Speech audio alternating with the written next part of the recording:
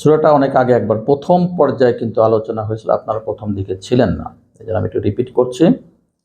সূরাটা গুরুত্বের দিকে তো সবাই জানে, ছোট্ট সূরা, কিন্তু মানে 3 বার পড়লে একবার কোরআন খতমের সওয়াব হয়, ইখলাস। 2টা সূরা পুরা কোরআনে আছে যেখানে সূরার নাম দিয়ে সূরার আয়াত নাই। সূরা ফালাক, ফালাক আছে, কুল আউযু বিরাব্বিল ফালাক। সূরা নাস আছে, কুল আউযু বিরাব্বিন নাস। তাব্বাত ইয়াদা আবি লাহাব, লাহাবের নাম সূরা, সূরা নাসর। তাই না? প্রত্যেকটার সূরার নামকরণে কিন্তু ওই সূরার আছে, ওর ভিতরে আয়াতে আছে। কিন্তু ইখলাসে কিন্তু কোথায় ইখলাস নাই।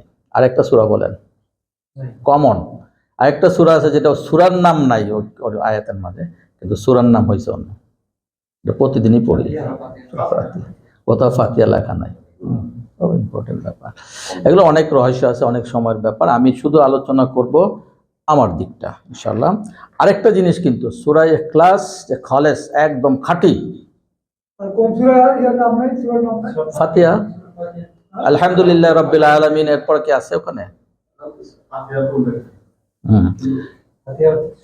সূচনা, আরম্ভ, ইফতিতাহ, যেটা শব্দ থেকে।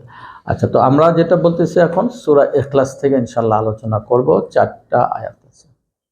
আপনি যদি স্বর্ণ কিনতে যান, কিভাবে যাচাই করবেন?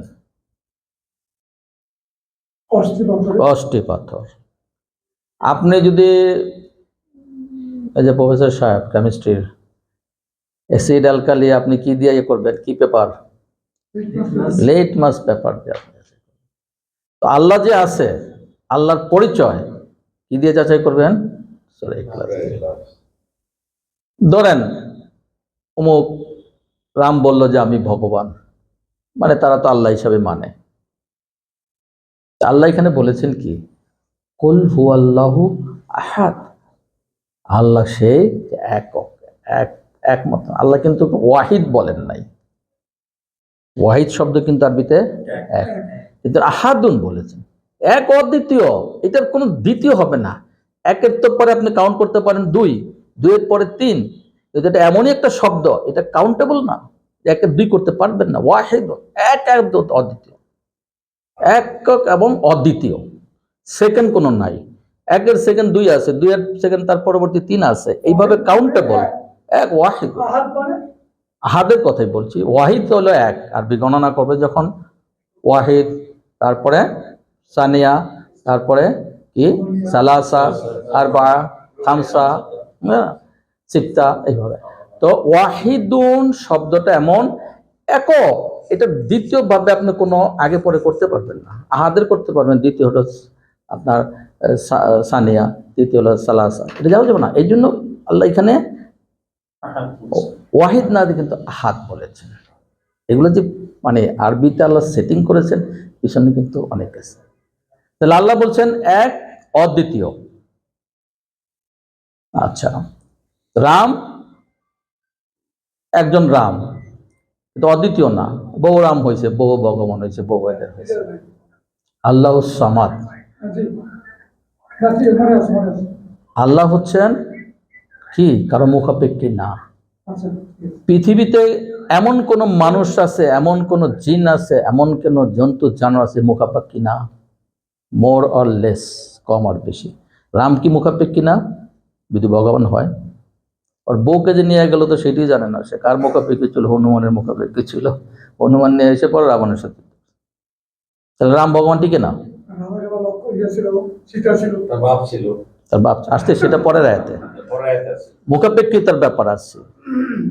পৃথিবীতে কেউ না কেউ মুখাপেক্ষী নাকি আছে? কেউ একজন বাদশাহ যদি হয়, সে কি প্রজার মুখাপেক্ষী না? ওরা ট্যাক্স না দিলেও কি বাদশাহী করবে? ও তো রানীর মুখাপেক্ষী। দেশ শাসন করেছে রাজা, শাসন করেছে রাজ্য, আর রাজার শাসন করছে রানী।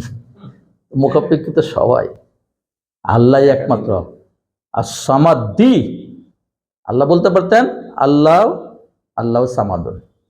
আর সামাদি, আর সেকেন্ড হবে না। মুখাপেক্ষিতার ব্যাপার, হ্যাঁ, এর পক্ষাপক্ষে আচরণী মুখাপেক্ষী না। আর সামাদ, আলিফ নাম দিয়েছে দি। আমরা কি বলি? দি ট্রিটমেন্ট। ট্রিটমেন্ট অনেক অপশন আছে, কিন্তু যখন বলি দি ট্রিটমেন্ট, এইটাই একমাত্র। এরকম সেকেন্ড বিকল্প হবে না, দি এইটা সেখানে। আল্লাহ এখানে বলতে আল্লাহ সামাদ বলতে আস-সামাদ বলেছে, আলিফ লাম দিয়ে দি বুঝাইছেন যে একমাত্র উনি শুধু কারো মুখাপেক্ষী না, আমরা সবাই ওনার মুখাপেক্ষী। লাম ইয়ালিদ, উনি কাউকে কে জন্ম দেন নাই, এবং ওয়ালাম ইউলাদ, উনি কারোর থেকে জন্ম গ্রহণ করে নাই। রাম জন্মগ্রহণ করেছে, তার বাবা দর্শক ছিল, সন্তান ছিল, কাজে রাম কি ভগবান টিকে টিকে না। জেসাস হযরত ঈসা আলাইহিস সালাম, তার তো মা ছিল, সে জন্মগ্রহণ করেছে কারো থেকে, তাই না? যদি উনি বিয়ে করেন নাই, এরকম অনেকে জানে না, হি ওয়াজ টোটালি আনম্যারিড, বিয়ে করেন নাই। তাহলে উনি কারো থেকে জন্ম গ্রহণ করেন, কাজে উনি গড হইতে পারেন না। এটা হলো সেই লিটমাস পেপার, কোষ্টি পাথর।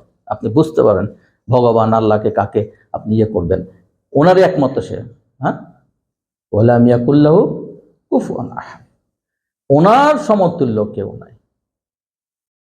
লাইসা কামিসলি শাই, উনি ওনার মতো। তুলনা করবেন কাকে? তুলনা করবেন আপনি একজনের সাথে আরেকজন, তাই না? একজন ডাক্তারের সাথে আরেকজন ডাক্তার তুলনা করবেন, একজন ইঞ্জিনিয়ারের সাথে একজন ইঞ্জিনিয়ার তুলনা করবেন, তাই না? বা একজন অ্যাডভোকেটের সাথে তুলনা করবেন। তুলনায়ও উনি সেরকম না, উনি এক গডের সাথে আরেকজন তুলনা করতে পারেন না। উনি একজন এই পাওয়ারফুল, উনি পাওয়ারফুল, তুলনা, উনি ওনার মতো। লাইসা কামিসলি শাই, উনি ওনার মতো, এই যে ওনার সাথে তুলনা করতে পারবেন না। কাজে কেউ যদি গড আইসার দাবি করে, কেউ যদি আল্লাহ আইসার দাবি করে, ভগবান আইসার লিটমাস পেপারে দেবেন, আউট হয়ে যাবে সব। আল্লাহ শুধুমাত্র যিনি কাউকে জন্ম দেন নাই, ওনার বাবা নাই, ওনার কোনো সন্তান নাই, উনি ওইভাবে থেকে হন নাই, এবং ওনার সমকক্ষ কেহ নাই। এই জিনিসটা হলো শাব্দিক অর্থগতভাবে সূরা ইখলাসের ব্যাখ্যাতে আমি যাব না, ওটা মুফাসসিররা আছে, লিটমাস টেস্ট, একদম কোষ্ঠীপাথর, বাছাই করে ফেলেন। কেউ এসে বলে যে আল্লাহ ভগবান অমুক সমুক, এটাদের ফালাই দেন, আউট, সব আউট। কারো না কারো মুখাপেক্ষী ফর্মুলা ফেলে দিবেন। এই জন্য ইখলাস খাঁটি, এইটা ইমানের বিশাল বড়, এইটা খাঁটি, এই জন্য ইখলাস রাখা হয়েছে, যেটা